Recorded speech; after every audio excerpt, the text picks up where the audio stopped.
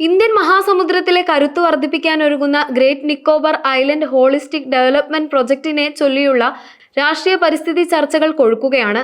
കോൺഗ്രസ് നേതാവ് രാഹുൽ ഗാന്ധി ഉന്നയിച്ച വിമർശനങ്ങളെ ശക്തമായി എതിർത്ത് മുൻ വ്യോമസേന മേധാവി air chief marshal RKS Bhadauria രംഗത്തെത്തിയതോടെ വിഷയം ദേശീയ തലത്തിൽ വീണ്ടും സജീവമായിരിക്കുന്നു.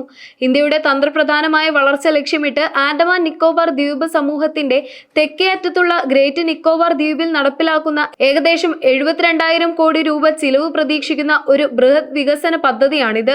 ലോകത്തിലെ പ്രധാന കപ്പൽ ചാലുകൾക്ക് സമീപം സ്ഥിതി ചെയ്യുന്നതിനാൽ ആഗോള വ്യാപാരത്തിൽ ഇന്ത്യയുടെ പങ്ക് വർദ്ധിപ്പിക്കാൻ സഹായിക്കുന്ന ഇന്റർനാഷണൽ കണ്ടെയ്നർ ട്രാൻസ്ഷിപ്മെന്റ് ടെർമിനൽ ആണ് ഈ പദ്ധതിയിലെ ഏറ്റവും പ്രധാനപ്പെട്ട ഒരു ഘടകം.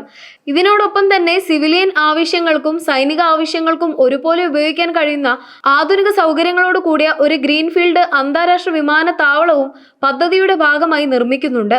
പദ്ധതിക്ക് ആവശ്യമായ ഊർജം ഉൽപ്പാദിപ്പിക്കുന്നതിനായി ഏകദേശം 450 മെഗാവാട്ട് ശേഷിയുള്ള ഒരു ഗ്യാസ് സോളാർ പവർ പ്ലാന്റും ഏകദേശം 6.5 ലക്ഷം പേരെ ഉൾക്കൊള്ളാൻ സാധിക്കുന്ന തരത്തിൽ അത്യാധുനിക സൗകര്യങ്ങളോട് കൂടിയ ഒരു സ്മാർട്ട് സിറ്റിയും ഈ പദ്ധതിയുടെ ഭാഗമായി വിഭാവനം ചെയ്തിരിക്കുന്നു. സാമ്പത്തിക മുന്നേറ്റത്തോടൊപ്പം തന്നെ ഇന്ത്യൻ മഹാസമുദ്ര മേഖലയിലെ ഇന്ത്യയുടെ പ്രതിരോധ ശേഷി വർദ്ധിപ്പിക്കാനും ഈ സംയോജിത പദ്ധതി വലിയ തോതിൽ സഹായിക്കും.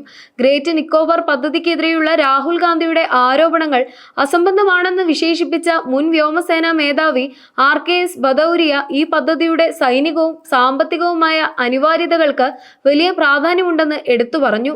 ലോക വ്യാപാരത്തിന്റെ ഭൂരിഭാഗവും കടന്നുപോകുന്ന തന്ത്രപ്രധാനമായ മലാക്ക കടലിടുക്കിന് വെറും 150 കിലോമീറ്റർ മാത്രം അകലെയാണ് ഈ പ്രദേശം സ്ഥിതി ചെയ്യുന്നത്.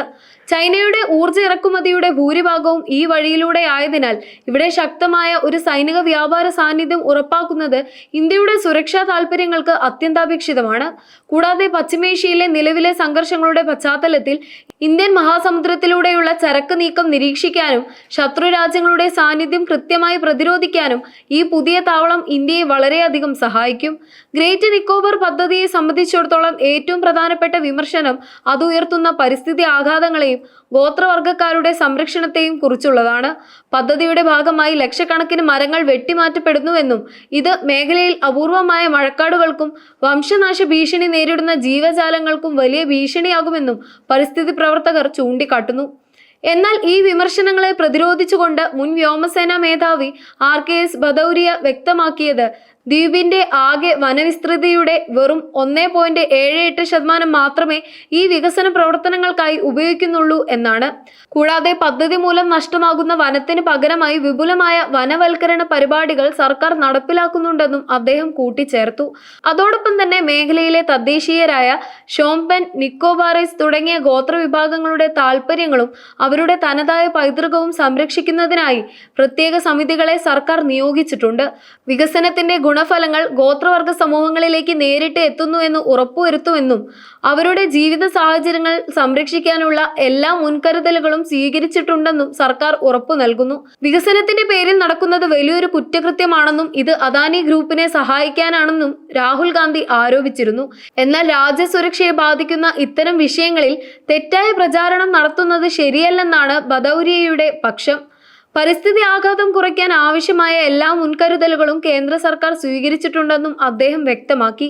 ഗ്രേറ്റ് നിക്കോബാർ പദ്ധതി വെറും ഒരു നിർമ്മാണ പ്രവർത്തനം എന്നതിലുപരി ഇന്ത്യൻ മഹാസമുദ്ര മേഖലയിൽ ഇന്ത്യയുടെ ആധിപത്യം ഉറപ്പിക്കാനുള്ള ഒരു തന്ത്രപരമായ നീക്കമാണ്. രാജ്യത്തിന്റെ സാമ്പത്തിക വളർച്ചയ്ക്കും പ്രതിരോധ സുരക്ഷയ്ക്കും ഈ പദ്ധതി വലിയ മുതൽക്കൂട്ടാകുമെന്ന് മുൻ വ്യോമസേനാ മേധാവി ഉൾപ്പെടെയുള്ള വിദഗ്ധർ ചൂണ്ടിക്കാട്ടുന്നു.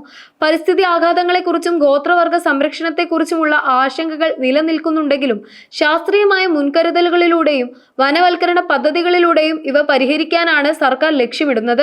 ചുരുക്കത്തിൽ വികസനവും പരിസ്ഥിതിയും തമ്മിലുള്ള തുലനാവസ്ഥ പാലിച്ചുകൊണ്ട് ഈ പദ്ധതി പൂർത്തിയാക്കാൻ സാധിച്ചാൽ അത് ആഗോള ഭൂപടത്തിൽ ഇന്ത്യയുടെ പ്രാധാന്യം വർദ്ധിപ്പിക്കുമെന്നും വരും തലമുറയ്ക്ക് പുതിയ തൊഴിൽ സാമ്പത്തിക അവസരങ്ങൾ തുറന്നു നൽകുകയും ചെയ്യും.